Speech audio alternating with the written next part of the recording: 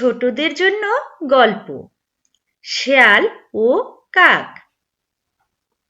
এক কাক দোকান থেকে এক টুকরা মাংস ছুঁ মেরে নিয়ে উড়ে এসে একটা গাছের ডালে বসলো।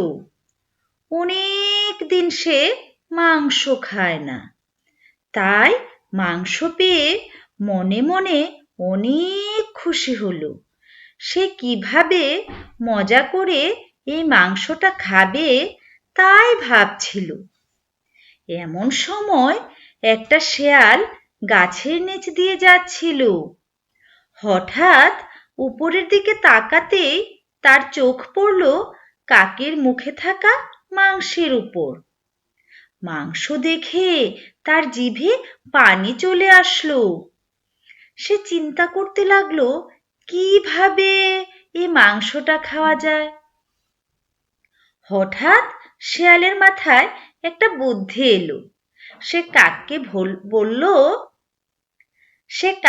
বলল, কাক ভাই, তুমি কত সুন্দর, কি সুন্দর মিচমিচে কালো রং তোমার, তোমার গলার আওয়াজও খুব মিষ্টি।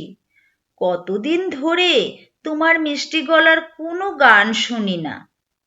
কাক শেয়ালের প্রশংসা শুনে খুব খুশি হলো।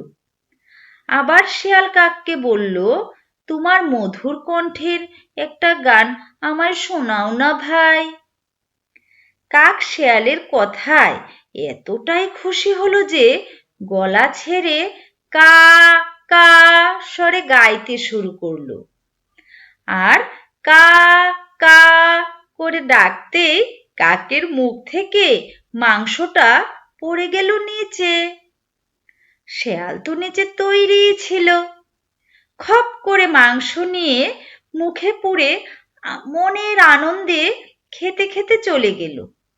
কাক এবার তার ভুল বুঝতে পারল, কিন্তু ততক্ষণে শেয়াল মাংস নিয়ে চলে গেছে অনেক দূরে। ধন্যবাদ।